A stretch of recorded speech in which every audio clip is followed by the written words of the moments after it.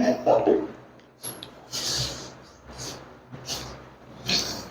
Students, आप लोगों का फिर से स्वागत है डॉक्टर जोन बायोलॉजी क्लासेस में। आज हम लोग मॉलिक्यूलर बेसिस चैप्टर के डबल स्ट्रैंडेड पॉलीन्यूक्लियोटाइड चेन पढ़ेंगे। ये जो डायग्राम है इसको हम लोग समझेंगे। ये जो डायग्राम है 12th का, that means double stranded polynucleotide chain, इसके बारे में हम लोग पढ़ेंगे और समझेंगे। चलिए, तो हम लोग मॉलिक्यूलर बेसिस ऑफ इनहेरिटेंस में हम लोग क्या क्या पढ़े थे कि डीएनए की सबसे पहले खोज की शुरुआत कब हुई थी? 1869 में, 1869 में। ठीक है, हरिवासन में। और 1869 में भी गांधी जी भी पैदा हुए थे। तो याद रखने का तरीका बताया था कि गांधी जी डीएनए लेके पैदा हुए थे। ठीक है, 1869 में। लेकिन डीएनए उस वक्त टर्म या किसी ने डीएनए एग्जैक्टली नहीं बता पाया था। ठीक है, तो कौन साइंटिस्ट थे? Friedrich Miescher. उन्होंने माइक्रोस्कोप के जरिए देखा और देखा क्या कि मतलब एक कंडेंस पैक्ड मटेरियल दिख रहा है न्यूक्लियस के अंदर, और उन्होंने उसको नाम क्या दिया था? बोलो, न्यूक्लिन। नाम क्या दिया था? न्यूक्लिन।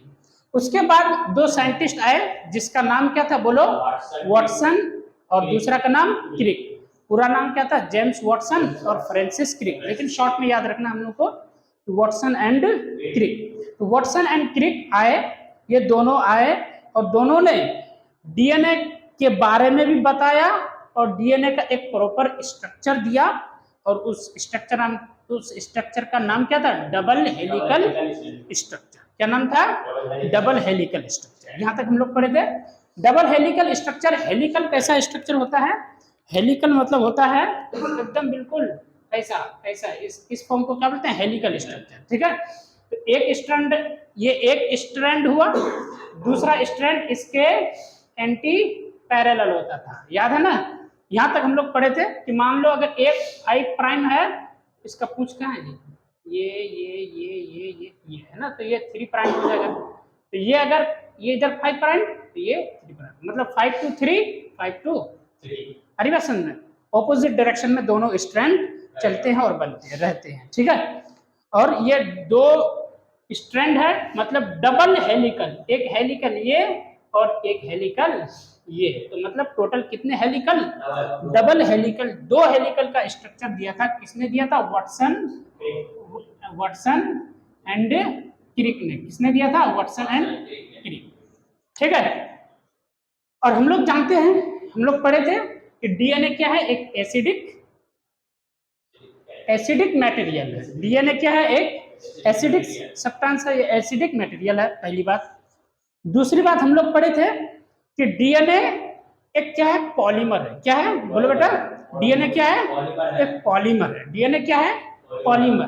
पहली 2 बात हम लोग पढ़े थे। अच्छा, पॉलीमर अगर है तो जाहिर सी बात है ये मोनोमर से मिलकर के बने होंगे। तो डीएनए का मोनोमर्स क्या होता है?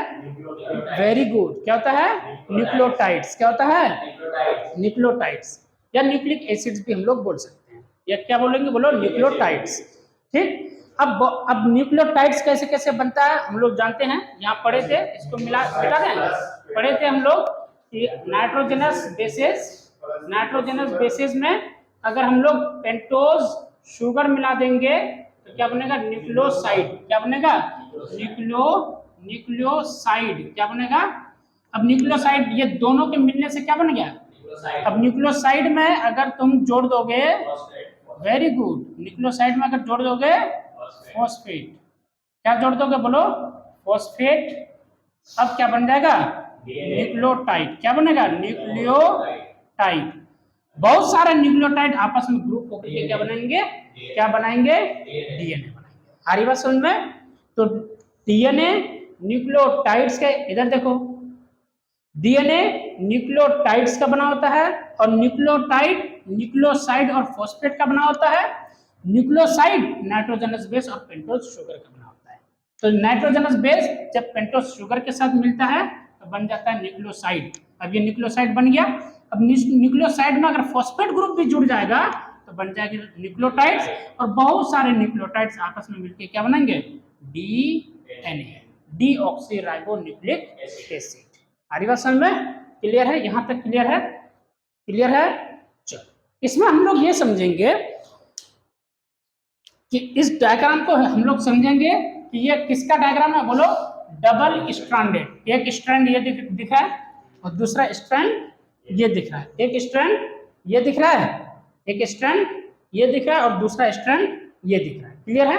अच्छा, तो डबल स्ट्रैंडेड पॉलीन्यूक्लियोटाइड चेन, ये एक चेन है, ये एक चेन है।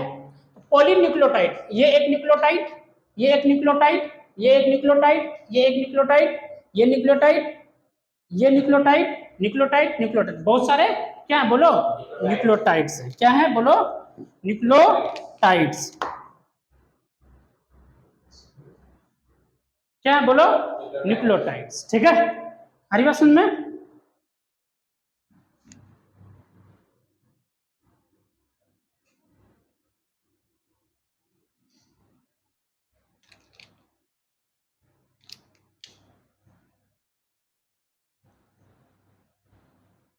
क्या है, न्यूक्लियोटाइड्स। ठीक, अब समझे, देखते हैं कि कौन कैसे न्यूक्लियोटाइड्स। ध्यान से देखना, बहुत ध्यान से। हम लोग क्या पढ़े कि नाइट्रोजनस बेस किससे जुड़ेगा, पेंटोज। पेंटोज मतलब 5 कार्बन। इधर देखो, ये है sugar, 1 carbon, 2 carbon, 3 carbon, 4 carbon, 5 carbon, 5 carbon का रिंग, ये है पेंटोज शुगर। इस पेंटोज शुगर से ये कौन जुड़ा, एडिनिन। एडिनिन क्या है, नाइट्रोजनस बेस। अच्छा, हम लोगों को पता है कि टोटल नाइट्रोजनस बेसिस कितने हैं, बोलो बेटा। वेरी गुड, वाह, याद है तुम लोग को। नाइट्रोजनस बेसिस टोटल कितने हैं, 8 बोल रहे हो क्या, 5 है ना, कितने, 5। तो कौन कौन से, प्यूरिन और दूसरा पाइरीमिडीन। प्यूरिन में एडिनिन और ग्वेनिन, मतलब AG, आग किसमें आता है, प्यूरिन में आता है। और इसमें साइटोसिन, यूरासिल और थायमिन। वाह, याद है तुम लोग को, देख के तो नहीं बोल रहा। अच्छा, तो CUT क्या हो जाएगा इसका ट्रिक, बोलो, CUT कट। तो CUT कट किसमें आता है, पाइरीमिडिन्स में, और आग किसमें आता है, प्यूरिन में। तो नाइट्रोजनस बेसिस कौन कौन से हैं, adenine, guanine, cytosine, uracil, thymine. हम लोग जानते हैं अच्छी तरह से कि adenine, guanine, CUT cut. Adenine किसके साथ जुड़ता है, बोलो, थायमिन के साथ। किसमें, डीएनए में। किसमें, डीएनए में। और ग्वेनिन किसके साथ जुड़ता है, साइटोसिन के साथ। किसमें, डीएनए में। ठीक है, और यही ग्वेनिन किसके साथ जुड़ेगा, बोलो, यूरासिल के साथ। किसमें, आरएनए। लेकिन हम लोग आरएनए पढ़ रहे हैं क्या अभी, हम लोग क्या पढ़ रहे हैं, डीएनए। तो इसको मिटा देते हैं, मतलब आरएनए अभी हम लोग नहीं पढ़ रहे हैं। जब आरएनए पढ़ेंगे तब यूरासिल की बात करेंगे। ठीक है, तो मतलब हम लोग यूरासिल को अभी फिलहाल भूल जाते हैं। ठीक, तो हम लोग जानते हैं कि एडिनिन किसके साथ बॉन्ड बनाएगा, जुड़ेगा, थायमिन। तो देखो, ये एडिनिन है, एडिनिन किसके साथ जुड़ा, थायमिन। लेकिन ये एडिनिन नाइट्रोजनस बेस है, ये नाइट्रोजनस बेस किसके साथ जुड़ा, पेंटोज शुगर के साथ। तो ये नाइट्रोजनस बेस और पेंटोज शुगर ये आपस में मिलकर क्या बना लिया, ये आपस में मिलकर क्या बनाया, न्यूक्लियोसाइड। तो ये जो डायग्राम है, इतना इतना इतना इतना क्या हो गया, बोलो, न्यूक्लियोसाइड हो गया। क्या हो गया, बोलो, न्यूक्लियोसाइड। ठीक, न्यूक्लियोसाइड बन गया, न्यूक्लियोसाइड बन के तैयार। अब न्यूक्लियोसाइड में क्या जुड़ा, फॉस्फेट। ये फॉस्फेट दिख रहा है क्या, न्यूक्लियोसाइड में फॉस्फेट जुड़ा। तो फॉस्फेट अगर जुड़ गया तो अब ये पूरा डायग्राम, अब ये पूरा क्या हो गया, बोलो, न्यूक्लियोटाइड। तो ये पूरा क्या हो गया, न्यूक्लियोटाइड। ये भी पूरा क्या हो गया, न्यूक्लियोटाइड। देखो ना, नाइट्रोजनस बेस है, पेंटोज शुगर, न्यूक्लियोसाइड में तुमने फास्फोरस जोड़ दिया, न्यूक्लियोटाइड।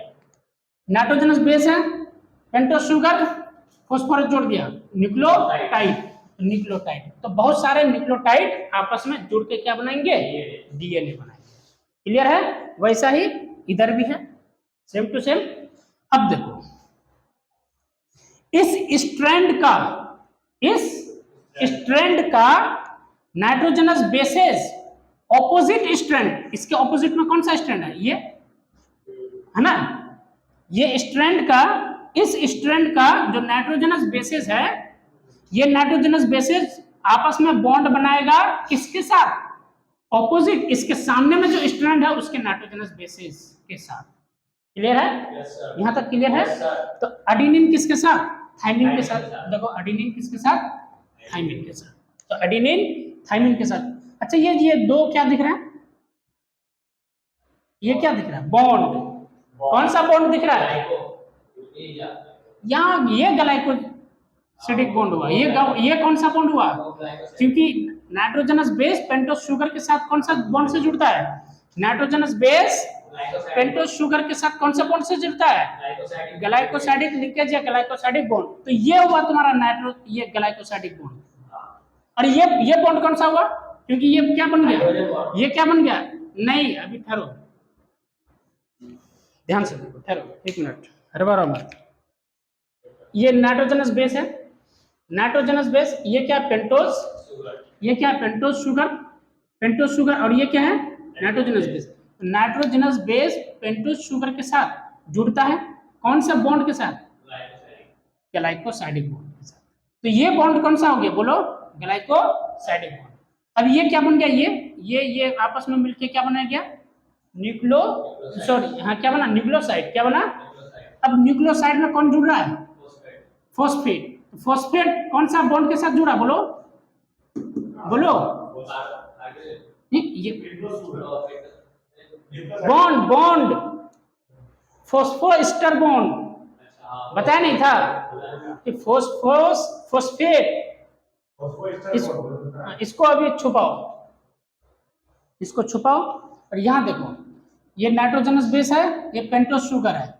नाइट्रोजनस बेस आप पेंटोस शुगर के साथ जुड़ता है कौन से बॉन्ड के साथ, एन ग्लाइकोसाइडिक लिंकेज के साथ। ठीक है, ग्लाइकोसाइडिक क्यों, क्योंकि ये क्या है, शुगर है, पेंटोस शुगर, और शुगर के लिए ग्लाइको वर्ड यूज आता है। क्लियर है?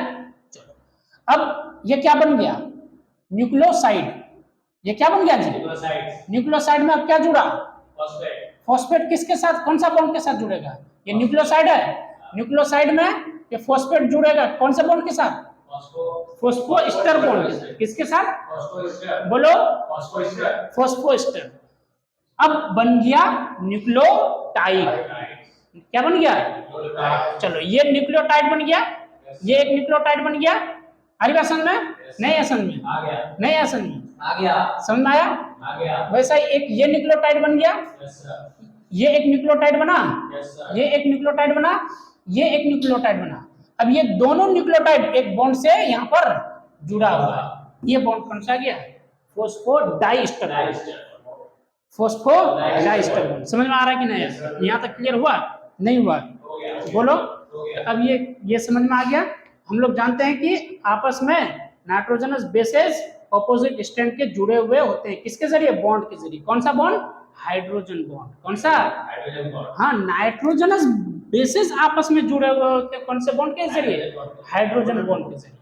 क्लियर है, नहीं है समझ? फिर से रिपीट करूं, बॉन्ड कहां से, नाइट्रोजनस बेसेस आपस में जुड़ेंगे हाइड्रोजन बॉन्ड के साथ। ये नाइट्रोजनस बेस पेंटोस शुगर के साथ जुड़ेगा एन ग्लाइकोसाइडिक लिंकेज के जरिए। ये क्या है, न्यूक्लियोसाइड। अब इस न्यूक्लियोसाइड से फॉस्फेट जुड़ेगा इस बॉन्ड के जरिए, फॉस्फोएस्टर। अब नहीं, फॉस्फोएस्टर, अब ये न्यूक्लियोटाइड बन गया, ये भी एक न्यूक्लियोटाइड है। तो दोनों न्यूक्लियोटाइड आपस में एक बॉन्ड के साथ जुड़ा हुआ फॉस्फोडाइस्टर। क्लियर है, समझ में आ गया? अब सुनो, तो इसमें हम लोगों को समझना क्या है कि एडेनिन किसके साथ जुड़ेगा, थाइमिन। कितने बॉन्ड के साथ, दो। थाइमिन किसके साथ, हाँ, तो सुनो, यहां अगर एडेनिन है तो यहाँ क्या होगा, थाइमिन। यहाँ क्योंकि same nitrogenous base same side में नहीं होते हैं, opposite nitrogenous base opposite stand में होते हैं। अगर ऊपर एडेनिन है तो नीचे थाइमिन, अगर नीचे एडेनिन है तो ऊपर थाइमिन होगा। पहली बात, क्यों सेम नहीं होते हैं? अच्छा एक बात बताओ, अगर यहाँ पर भी, यहाँ पर क्या है, यहाँ पर भी अगर थाइमिन होता, same nitrogenous base, same nitrogenous base में सेम चार्जेस नहीं, ऐसे नहीं, सेम टाइप के नाइट्रोजनस बेस अगर होता तो जाहिर सी बात है सेम चार्ज, सेम चार्जेस में हो सकता था कि रिपल्सन हो जाता। तो रिपल्सन हो को बचाने के लिए, रिपल्सन को रोकने के लिए कुदरत ने डीएनए में नाइट्रोजनस बेसिस को ऑपोजिट रखा। ठीक है, यहां से इसका थाइमिन का यहां से डिस्टेंस देखो कितना दूर है, लेकिन यहीं पर अगर होता थाइमिन थाइमिन तो थोड़ा रिपल्शन ज्यादा होता है, यहाँ पर रिपल्शन कम होगा, बहुत कम, आ रही बात समझ में, लगभग ना के बराबर। इसलिए स्टेबिलिटी, क्योंकि डीएनए क्या है, मैं पिछले क्लास में भी बताया था कि डीएनए आरएनए के कंपेयर में ज्यादा स्टेबल मॉलिक्यूल है। आ रही बात समझ में? हाँ, इसलिए डीएनए को क्या बोला जाता है, बेहतर जेनेटिक मटेरियल बोला जाता है एज कंपेयर टू आरएनए। समझ में आया स्टेबल कैसे है? नहीं है समझ? इतना क्लियर हुआ? बोलो इतना क्लियर हुआ कि नहीं? अच्छा, ये समझ में आ गया? पक्का बोलो। चलो अब हम लोग बात करते हैं, तो एडेनिन थाइमिन के साथ जुड़ेगा, थाइमिन एडेनिन के साथ, ग्वानिन किसके साथ जुड़ेगा, साइटोसिन के साथ, कितना बॉन्ड के साथ, ट्रिपल हाइड्रोजन बॉन्ड के साथ। और यहाँ पर क्या होगा, जब यहाँ अगर ग्वानिन है साइटोसिन है, ये साइटोसिन अब यहाँ होगा साइटोसिन, ठीक, हाँ मतलब ठीक है, अरे बात समझ में? हाँ क्लियर है यहाँ तक? बोलो यहाँ तक क्लियर है कि नहीं है? यहाँ अगर क्लियर नहीं है तो बोलो क्लियर है। चलो अब इसको मिटा करके हम लोग, अब हम लोग समझेंगे। तो डबल हेलिकल, क्या कोई दिक्कत है? तो डीएनए डबल हेलिकल स्ट्रक्चर है, समझ में आ गया? एक ये हेलिकल हुआ, अब यही होगा क्या, बोलो ऐसे करके फॉर्म में होगा एक्चुअली में, ठीक, और यही है। तो डीएनए डबल हेलिकल स्ट्रक्चर बोल दो, या डीएनए डबल स्ट्रैंडेड मॉलिक्यूल या पॉलीमर बोल दो। क्लियर है? तो डबल स्ट्रैंडेड पॉलीमर समझ में आया या नहीं आया? आगे ना,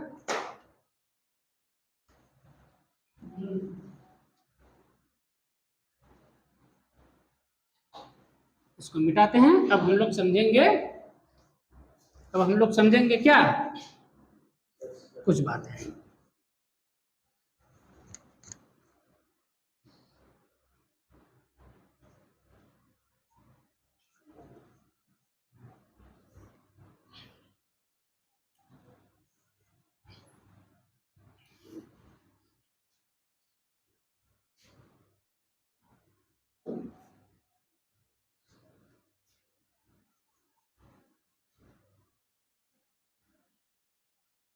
चलो अब बात करते हैं हम लोग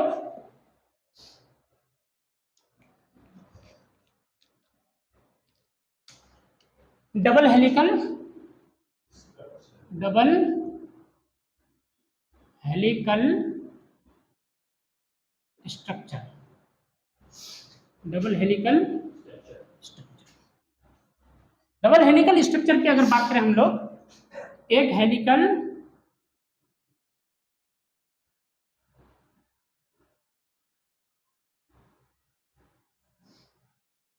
ठीक, तो मान लो ये है 3 प्राइम टू 5 प्राइम, इसका जो एक और डीएनए स्ट्रैंड जो बनेगा, तो वो बताओ किस, कौन से प्राइम से कौन से प्राइम बनेगा? 5 से 3 अपोजिट डायरेक्शन में बनेगा,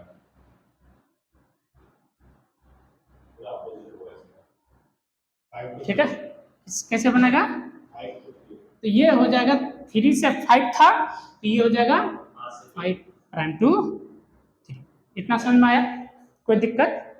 तो ऑपोजिट डायरेक्शन में दो हेलिकल, दो स्ट्रैंड होते हैं, और किस फॉर्म में होते हैं? हेलिकल स्ट्रक्चर में होते हैं, और दोनों क्या होते हैं, ऑपोजिट डायरेक्शन में होते हैं। मतलब एक हेलिकल या एक स्ट्रैंड 5 प्राइम टू 3 प्राइम होगा, तो दूसरा 3 प्राइम टू 5। क्लियर है? इतना समझ में आ गया? चलो, अगर हम लोग बात करें यहां से लेकर के यहां तक, यहां से लेकर के यहां तक, यहां से लेकर के यहां तक, यहां से लेकर के यहां तक, इसको क्या बोलेंगे, एक पिच बोलेंगे। क्या बोलेंगे? एक क्या बोलेंगे, बोलो? यहां से लेकर के यहां तक क्या बोलेंगे, बोलो? क्या बोलेंगे, बोलो बेटा? PITCH, one pitch. क्या बोलेंगे? तो एक पिच समझ में आया? नहीं समझ? वन पिच यहां से लेकर के यहां तक। ठीक, आ रही बात समझ में? चलो, अब इस एक पिच में, मतलब इस वन पिच में टोटल कितने नाइट्रोजनस बेस पेयर्स होते हैं? 10। कितने होते हैं, बोलो? कितने होते हैं, बोलो? 10 नाइट्रोजनस बेसेस होते हैं। कितने होते हैं, बोलो? 10।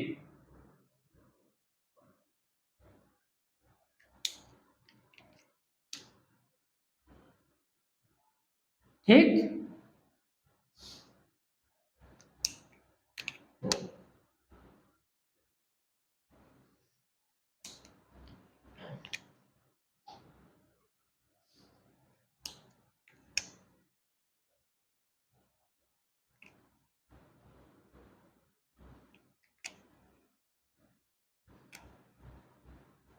ठीक।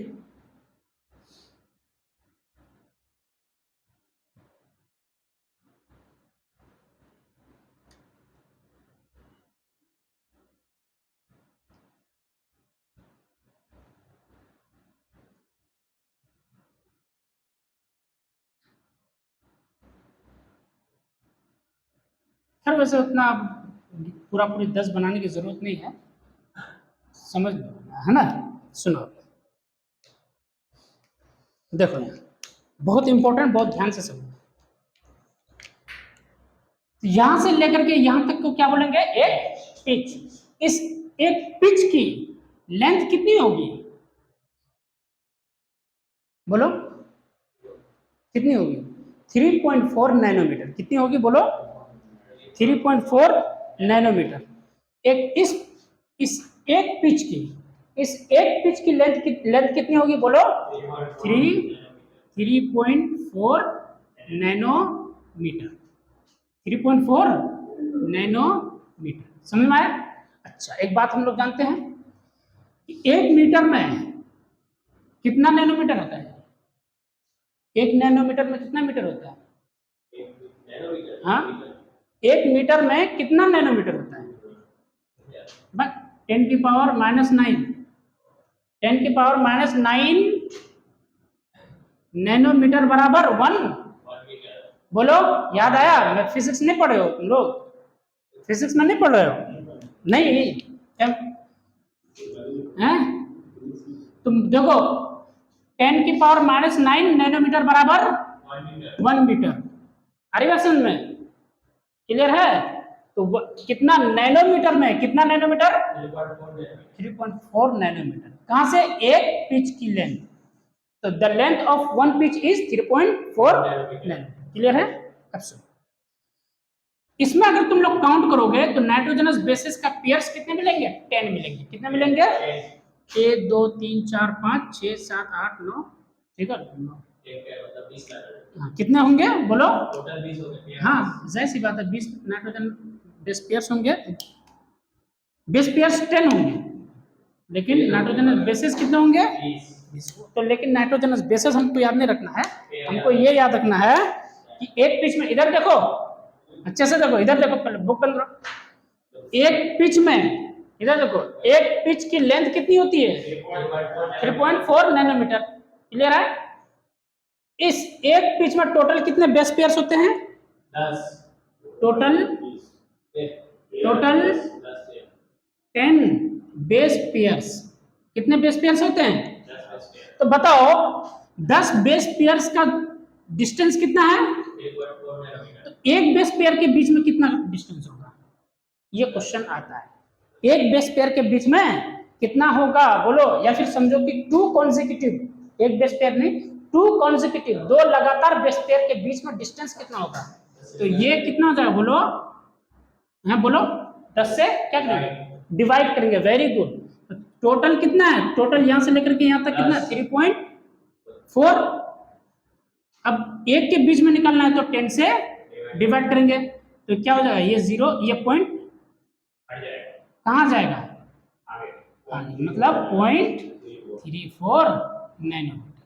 तो याद रखना, ठीक है, क्वेश्चन आता है यहां से कि the length of a single pitch या one pitch in DNA is 3.4 nanometre.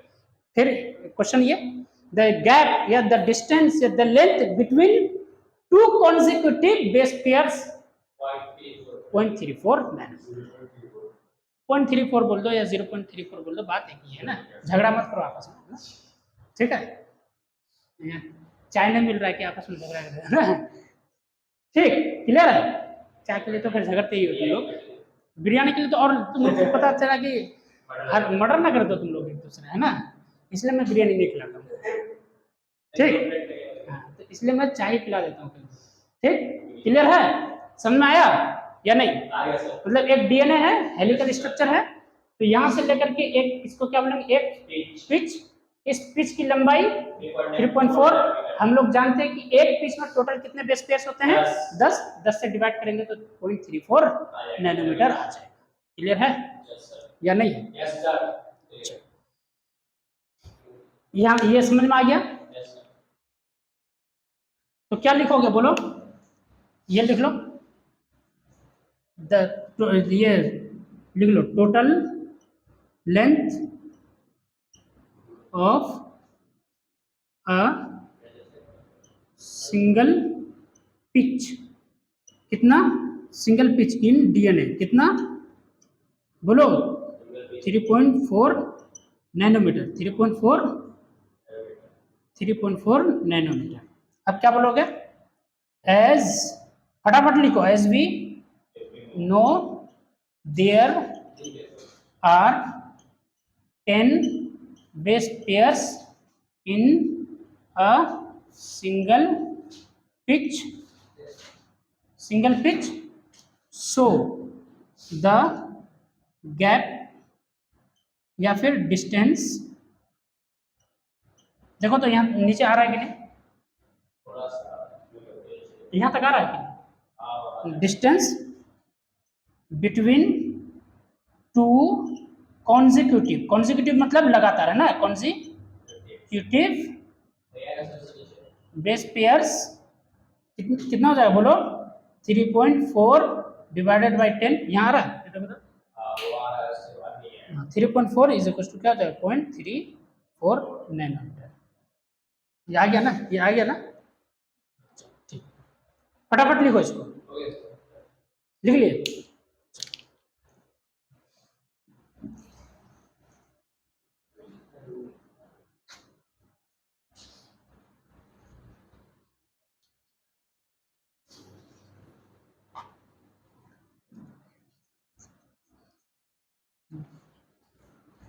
Duster लेना पड़ेगा, इससे जल्दी मिटता नहीं है।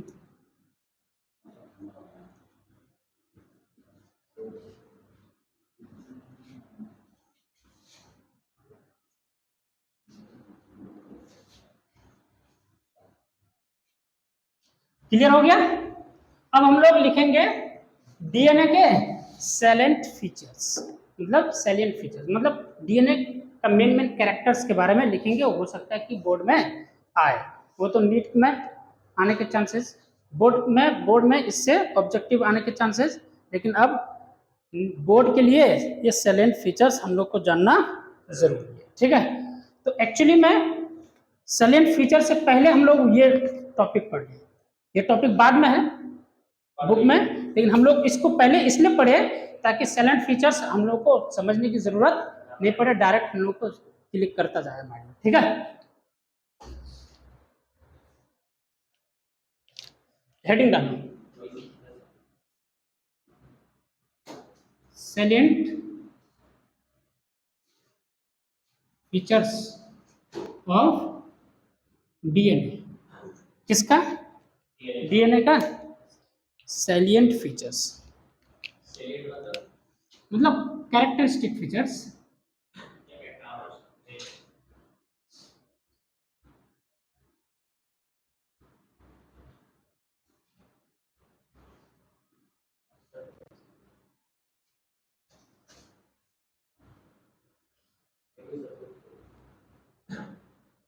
क्या लिखोगे सबसे पहला कि डीएनए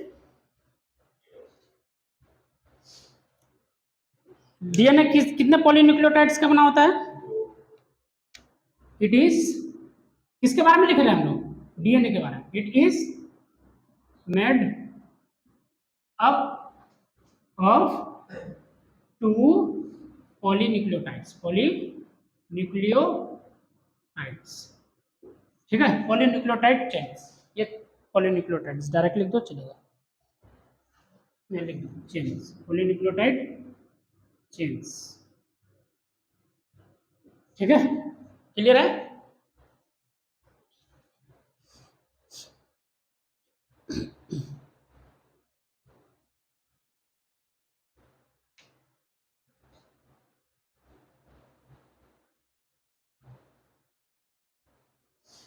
दूसरा क्या लिखोगे?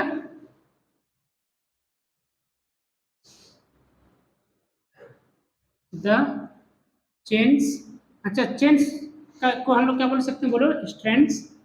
क्या बोल सकते हैं? बोलो the strands in DNA are anti parallel. क्या? एंटी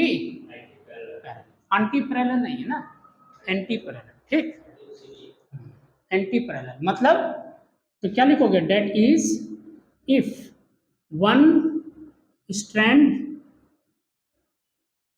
इज 3 प्राइम टू या 5 प्राइम टू लिख दो, 5 prime to 3 prime, then other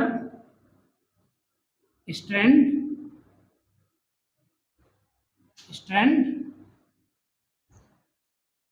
will be in 3 prime to 5 prime direction।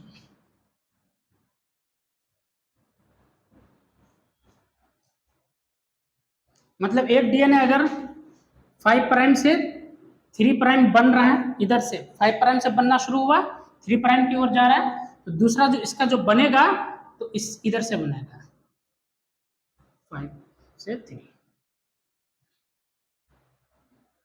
एक 5 to 3 बनेगा, दूसरा 5 to 3 बनेगा, या 3 to 5 बनेगा।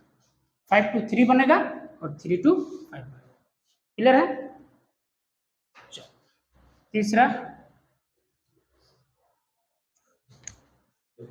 तीसरा की अगर बात करें हम लोग तो क्या एडेनिन, क्या बोलोगे? बोलो एडेनिन बाइंड्स विथ, किसके साथ बाइंड करता है? एडेनिन थाइमिन, विथ कितने बॉन्ड? 2 hydrogen bonds. ठीक है, हरी बात समझ में? वाइल मतलब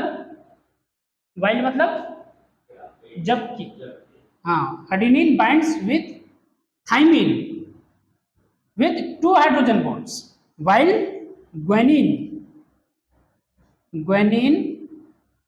binds with cytosine with 3, कितने बोलो बेटा?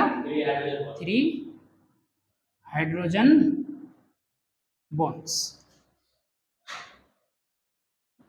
ठीक है, ये हम लोग पढ़ चुके हैं, ये हम लोग डिस्कस कर चुके हैं कि एडेनिन किसके साथ बाइंड करेगा, जुड़ेगा? थाइमिन के साथ। कितने बॉन्ड्स के साथ? 2 हाइड्रोजन बॉन्ड के साथ। जबकि ग्वानिन किसके साथ बाइंड करेगा? साइटोसिन के साथ। कितने बॉन्ड के साथ? 3 हाइड्रोजन बॉन्ड के साथ। किसमें? हाँ, इन डीएनए। ठीक है, इन डीएनए।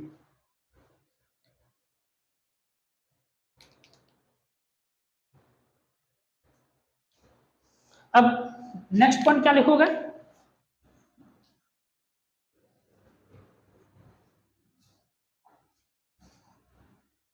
सेकंड पॉइंट लिख लिए थे? Yes sir. लिख लिया था ना? Very good. ठीक है, अब फोर्थ पॉइंट क्या लिखोगे? फोर्थ पॉइंट ये लिखोगे वही पिच वाला, the length of one pitch in DNA is कितना? एक पिच का लेंथ कितना होता है? 3.4 नैनोमीटर। Very good, 3.4 nanometre. ठीक है, आगे क्या लिखोगे? एज वी नो, यहाँ एज वी नो उधर का दिख रहा है ना? एज वी नो दिखता है, as we know lighter, as we know there are 10 base pairs in a single pitch। एक सिंगल पिच में कितने बेस पेयर्स होते हैं? 10। सो द लेंथ बिटवीन, ये बिटवीन है, B/W, between.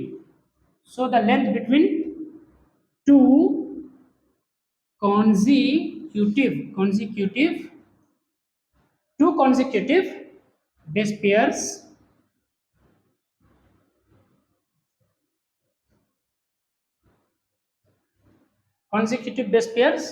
two consecutive base pairs is कितना? 3.4 divide by 10 equals to 0.34 nano. बस इतना लिख दो, साइलेंट फीचर्स में काफी है। एक बात और लिख लो, तुम लोग सोच रहे होगे एक एक करके लिखाई दे रहे हैं। अच्छा ठीक है, एक बात और है, the backbone of a polynucleotide chain is form due to sugar and phosphate. ये इंपॉर्टेंट बात है। The backbone of a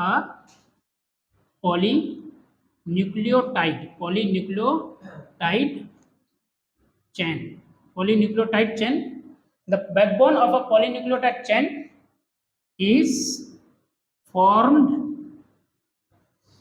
by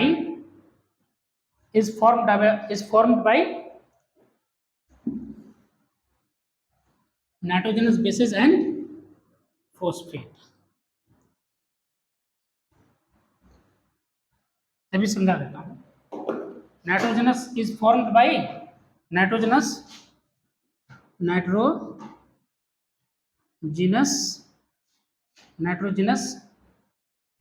bases and phosphates। इसमें लगा लो स्टार मार्क। वैसे स्टार मार्क तो खैर सब में है, ये लगा लो स्टार मार्क नीट के लिए, ये है नीट के लिए, ये लगा लो नीट के लिए। ठीक, सुनो अब, एक्चुअली में वो जो मैं डायग्राम बनाया था डबल स्टैंडर्ड वाला बनाया था, डबल चेन वाला बनाया था ना, उसी में मुझे बता देना था, लेकिन थोड़ा सा मिस्टेक हो गया, ज़हन से उतर गया। ये देखो, ये डायग्राम है, ये डायग्राम है ना, ये डायग्राम है। अब देखो, ये है, ये है क्या? बैकबोन। ये पूरा डीएनए का जो है the backbone of a polynucleotide chain, ये पॉलीन्यूक्लियोटाइड चेन है। ये पूरा क्या? पॉलीन्यूक्लियोटाइड चेन, ये हमने समझा भी था। ये क्या है? Polynucleotide chain. इस पॉलीन्यूक्लियोटाइड चेन में ये जो है ये बैकबोन है, ये बैकबोन है। तो बैकबोन में क्या है जी? नाइट्रोजनस बेस और सॉरी क्या है बोलो? नाइट्रोजनस बेसेस एंड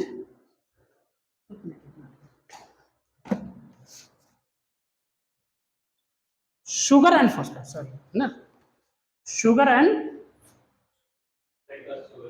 हाँ ये क्या है यहाँ पर नाइट्रोजनस बेस को काट करके क्या पेंटोज, पेंटोज शुगर, ये याद रखना है ना, थोड़ा मिस्टेक हो गया हमसे ना, कोई दिक्कत नहीं, होता रहता है, ठीक है, हम भी इंसान हैं, ठीक।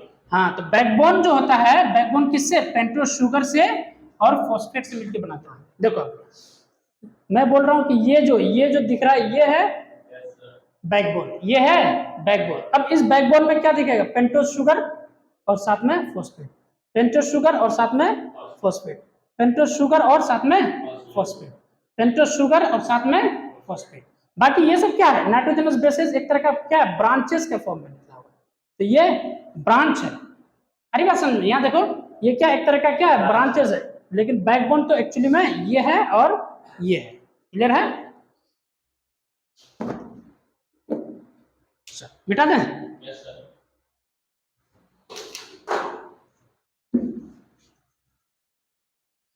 कितना मिनट का वीडियो बन चुका है देखो तो,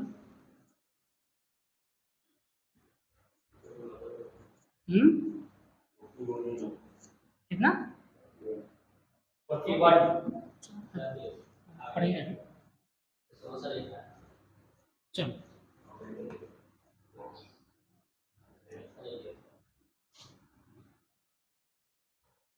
हम लोग जानते हैं कि नाइट्रोजनस बेसिस आपस में क्या होते हैं, बॉन्ड, हाइड्रोजन बॉन्ड से जुड़े हुए थे। नाइट्रोजनस बेसिस आपस में हाइड्रोजनस बॉन्ड से, हाइड्रोजन बॉन्ड से जुड़े हुए थे।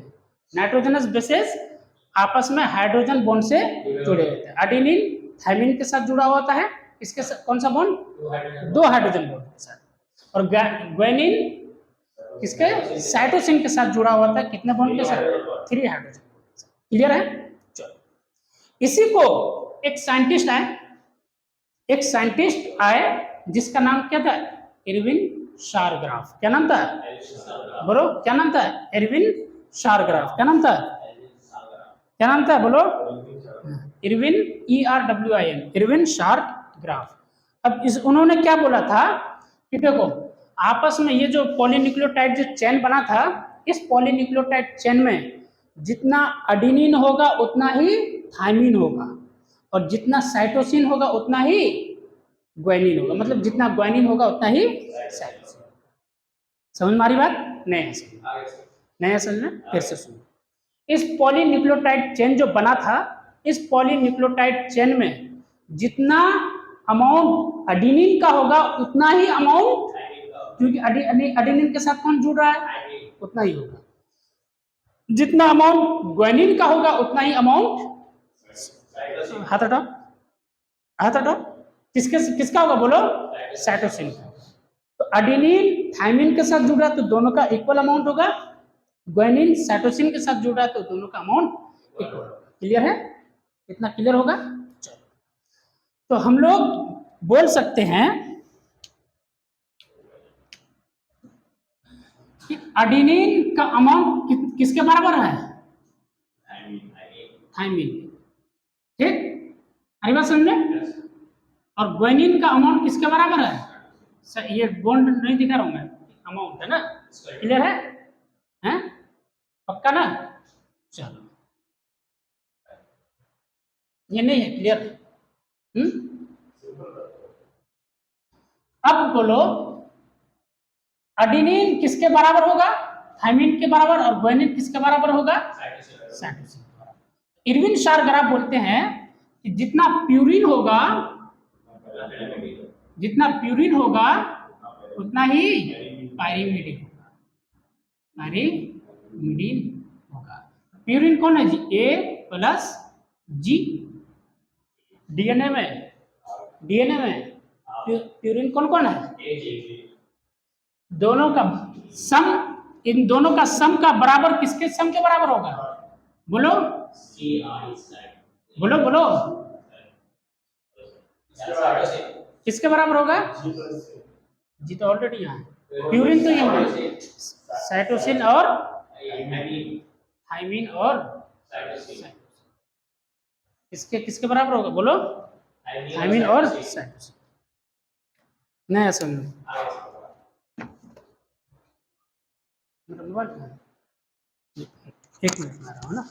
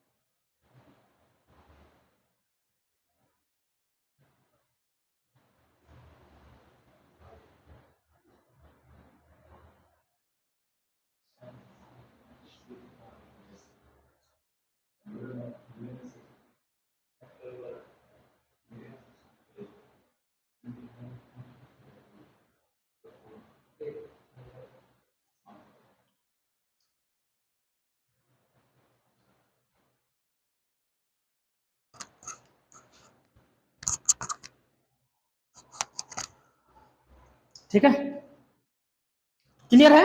यहां तक समझ में आया क्या नहीं? बोलो। एडिनिन मतलब प्यूरिन का अमाउंट किसके बराबर होगा? पायरिमिडिन के बराबर। पिरामिडिन नहीं है ना, पिरामिड बना देते हो। ठीक, पायरिमिडिन। एडिनिन प्लस ग्वानिन किसके बराबर होगा? बोलो। Thiamine plus cytosine. क्लियर है? नहीं, या यू बोल दो कि क्योंकि हमने साइटोसिन इसलिए रखा क्योंकि ग्वानिन हाँ बाद में है ना, और हम लोग जानते हैं एडेनिन थायमिन के साथ पेयरिंग करता है और ग्वानिन साइटोसिन, इसलिए हमने ग्वानिन के रेस्पेक्ट में साइटोसिन को बाद में लिखा। क्लियर है? समझ में आया? अब देखो, इसको अगर इधर लाओगे इक्वल के बराबर, तो adenine plus guanine upon thymine plus cytosine is equals to, यहाँ पर क्या बच जाएगा? यहाँ पर क्या बच जाएगा? नहीं ऐसा कुछ समझ में आ रहा है? ये इक्वल है ना जी, adenine plus guanine equals to thymine plus, बोलो, साइटोसिन। तो एडेनिन प्लस ग्वानिन यहाँ पर है, इस थायमिन प्लस साइटोसिन को अगर यहाँ लाए इक्वल के इधर लाए तो यहाँ पर क्या बचा? बोलो, क्या बचा? तुम बताओ, यहाँ पर क्या बचा? पहले कंफर्म हो क्या बचेगा? मतलब थायमिन प्लस साइटोसिन बच जाएगा, इसको उठा करके यहाँ पर लाए तब भी वही बच जाएगा। यहाँ पर क्या बचेगा? इसको यहाँ था ना ये थायमिन प्लस साइटोसिन, इसको उठा करके अगर यहाँ लाए तो यहाँ पर क्या बचेगा? जीरो बचेगा। क्या बचेगा? जीरो बचेगा। अब मान लो कि चलो यहाँ पर अगर यहाँ पर मान लो कि जीरो अगर रखोगे, ये जाकर के यहाँ मल्टीप्लाई होता है, इधर क्या है अभी डिवाइड में है ना, तो यहाँ जाकर के मल्टीप्लाई होता है उधर, तो thymine plus cytosine into zero क्या हो जाएगा? जीरो। तो यहाँ पर जीरो था, वन यार, वन। अरे इस वन को यहाँ से उठा करके अगर मल्टीप्लाई करोगे थायमिन इंटू, मान लो कि देखो यहाँ 5 प्लस 5/3 इज इक्वल टू 1 है ना, ठीक। इसको अगर यहाँ ले जाकर के रखोगे तो 5/5 मान लो 2 प्लस 3, 5/2 प्लस 3, यहाँ पर 1 ले जा करके रखो तो 2 प्लस 3 कितना? 5। तो 5 यहाँ पर 1 रखोगे तब ना जाकर के मल्टीप्लाई 5 होगा, 0 रख दोगे तो ये जाकर मल्टीप्लाई तो 0 हो जाएगा। क्लियर है? बस ये याद रखना है हम लोगों को कि डीएनए में जो नाइट्रोजनस बेसेस होते हैं उनके अमाउंट, प्यूरिन का अमाउंट पायरिमिडिन के बराबर होते हैं, और ये रेशियो प्यूरिन का रेशियो पायरिमिडिन के रेशियो के बराबर होता है, ये भी बोल सकते हैं क्योंकि दोनों का डिवाइड करके, क्योंकि 5/5 होगा तभी ना 1 होगा, नहीं तो दोनों का रेशियो क्या है? सेम है, क्योंकि दोनों का अमाउंट सेम है तो दोनों का रेशियो भी सेम होगा। क्लियर हुआ? नहीं हुआ? ऊपर ऊपर भाग तो नहीं रहा है, थक तो नहीं रहे हो? बस 10 मिनट और है ना। अरे बात समझो, अच्छा से समझो बस। यहाँ से क्वेश्चन आता है नीट में, इसलिए अच्छा से समझो। मैं क्या बोल रहा हूँ कि प्यूरिन है, प्यूरिन का बराबर क्या होता है बोलो, पायरिमिडिन। तो यहाँ अगर लेकर के आ गए, ये दोनों का बराबर अगर है, मान लो ये है, इन दोनों का सम है 5, इन दोनों का भी सम कितना होगा 5, 5/5 करोगे तो बराबर 1। तो दोनों बराबर है, दोनों का रेशियो इक्वल है, दोनों का रेशियो इक्वल है। तो हम लोग ये भी बोल सकते हैं कि the amount of purine is equal to amount of pyrimidine, या फिर ऐसे भी बोल सकते हैं the ratio of purine equals to the ratio of pyrimidine. आ रही बात समझ में? Yes, sir. इस इक्वेशन से क्वेश्चन आता है और लगा दो स्टार। आ रही बात समझ में? नहीं ऐसा, चलो एक क्वेश्चन फटाफट करो, बहुत सिंपल क्वेश्चन दे रहा हूं,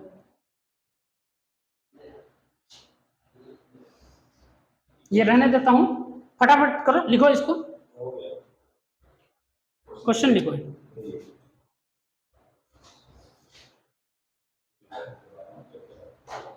क्वेश्चन लिखो।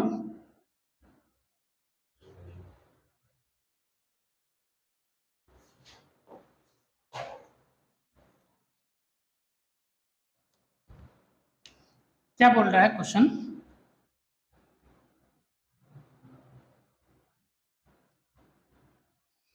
A double stranded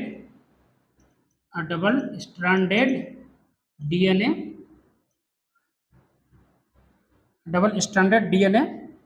has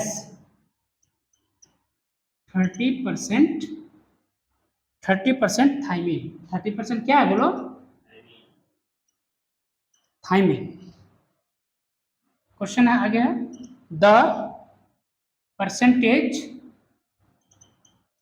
percentage को शॉर्ट में ऐसे लिखते हैं, द परसेंटेज, ये पूरा लिखूं, द परसेंटेज है ना, द परसेंटेज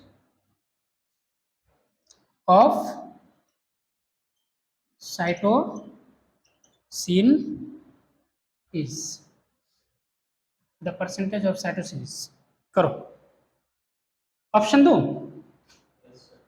ऑप्शन ले लो, 15%, ऑप्शन बी ले लो 20%, ऑप्शन 3 ले लो 30% ले लो,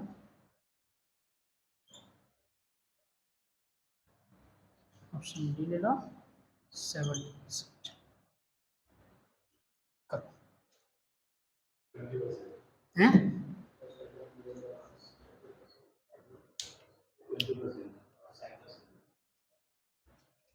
तुम बताओ।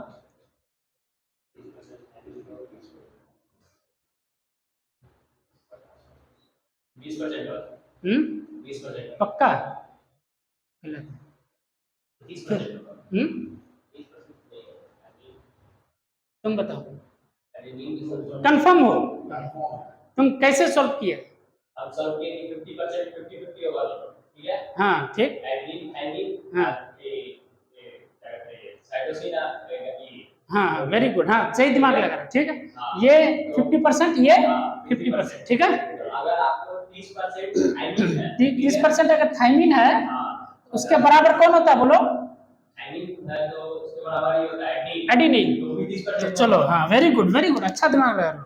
हाँ थाइमिन अगर 30% है तो थाइमिन के बराबर कौन होता है? एडेनिन भी 30% हो गया, ठीक है। अरे असम में अब ये टोटल मिला करके 50%, ये टोटल मिला करके 50%। तो अब बताओ 50 में से 30% गया तो ये 20%, ये भी 20%। Good answer 20%। बस इस तरह का क्वेश्चन पूछा जाता है। क्लियर है? Yes sir. कर लोगे? Yes sir. या डाउट है? No sir. बोलो। No sir.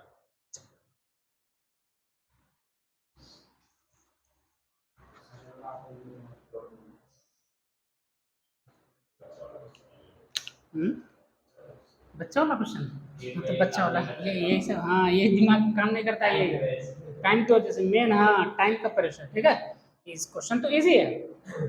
ठीक है, कॉन्सेप्ट समझ में आ गया ना? Yes sir. हाँ।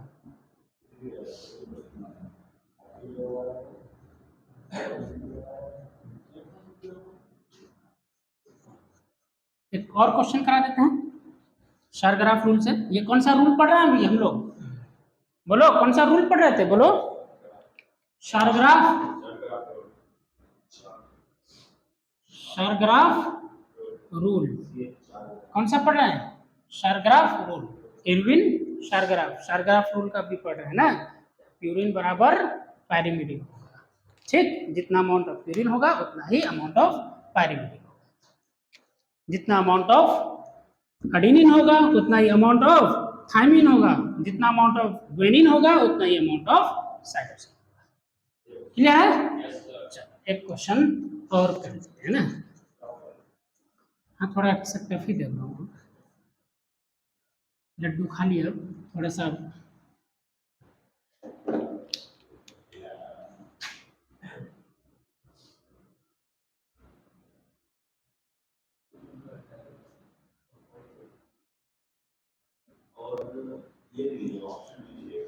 ऑप्शन नहीं देंगे?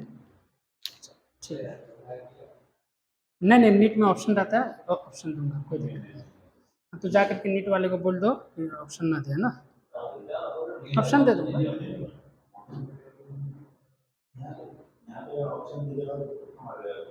भूकंप आएगा?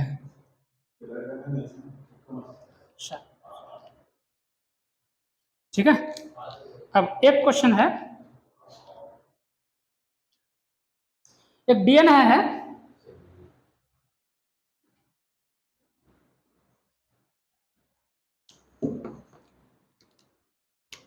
क्वेश्चन है in a DNA total number of nucleotides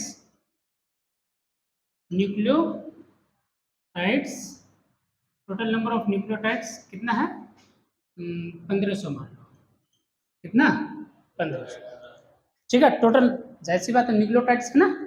अरे सुन, डीएनए में तो न्यूक्लियोटाइड्स होता है कि नहीं होता? तो टोटल नंबर ऑफ न्यूक्लियोटाइड्स कितना है? बोलो 1500। अगर तुमको if guanine is equal to 400, मतलब उसमें से ग्वानिन कितना है? 400 है। ठीक है, then find pyrimidine, then find amount of pyrimidine, amount of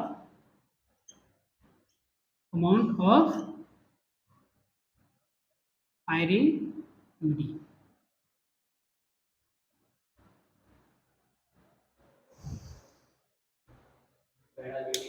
option दूं क्या?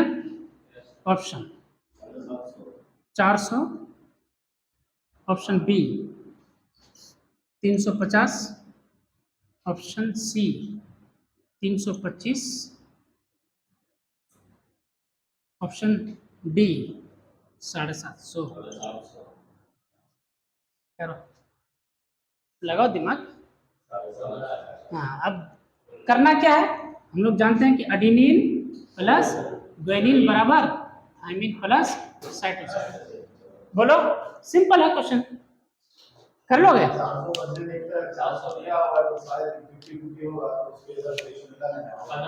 समझ में आया? ग्वानिन कितना है जी? इधर देखो ना। हाँ, अभी टफ दूं क्या? बस नहीं, टफ नहीं दूंगा क्योंकि टफ आता ही नहीं है ना। तो ग्वानिन कितना है जी? 400। ठीक है, आरी क्वेश्चन में ग्वानिन के बराबर कौन होता है? अरे ग्वानिन किससे बाइंड करता है? साइटोसिन के साथ। तो साइटोसिन भी क्या आ गया? 400। हम लोग जानते हैं ना कि एडेनिन बराबर थायमिन का अमाउंट होता है, ग्वानिन बराबर, बोलो। तो 400 ये हो गया, 400 ये हो गया, बचा कितना हो गया? कितना टोटल कितना हो गया? 800। 800 हो गया, बचा कितना? 700। तो 385 है, 385 है। एडेनिन एडिनिन, ठीक है। एडिनिन क्वेश्चन क्या पूछ रहा है? पायरिमिडीन। तो पायरिमिडीन ये दोनों है ना, 400 350 सिर्फ समझ आ रहा है? अगर सिर्फ एडेनिन पूछता तो 350, अगर हाँ अगर प्यूरिन पूछता तो तब भी 750, पायरिमिडीन पूछा तो 750।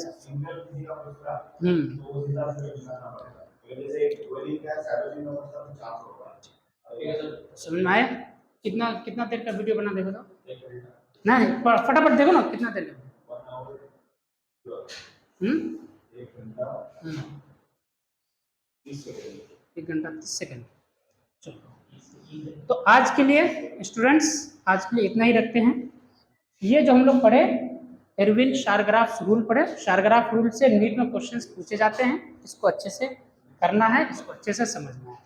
बाकी जो भी मैं पढ़ा रहा हूँ, अगर आप लोगों को अच्छा लग रहा है, मेरा कंटेंट अच्छा लग रहा है, तो हमें मेहनत करने का और भी मौका दें, मुझे सपोर्ट करें आप लोग, मतलब मेरे चैनल को लाइक करें, शेयर करें, अपने दोस्तों से सब्सक्राइब करवाएं करें, और आप लोग बने रहें। Thank you so much.